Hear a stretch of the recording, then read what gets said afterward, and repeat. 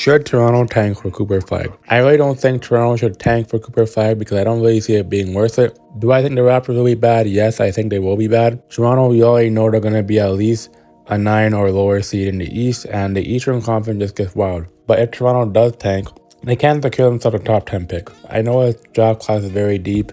You have guys like Dylan Harper, there's so many other guys, but if Toronto does land themselves a top 10 pick, I think it'd be very meaningful for this franchise.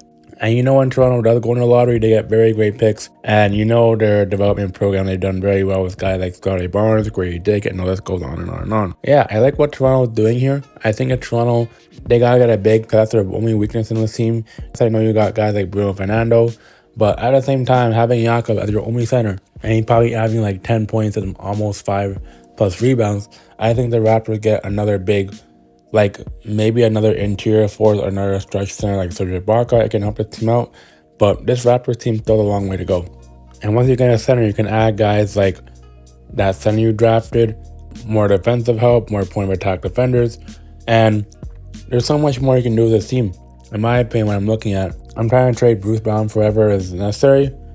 I'll even take Cam Johnson if it's worth it. But for Toronto tanking for Cooper Flagg, it really does not make sense because it will hurt their development.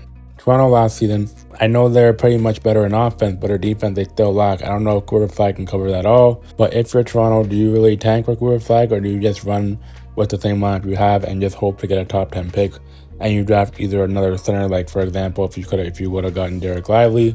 By the end of the day, if you're Toronto, do you think tanking was worth it now, or do you think tanking is worth it not to do at all? I know the Raptors last year, they were almost last in every defensive category, or even in the middle of the pack of being last.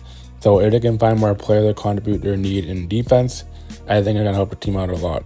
Darko, I know he's an offensive-minded coach, but when it comes to defense, the Raptors always play defense. And if the Raptors can fix those issues instead of tanking, this team can still be good.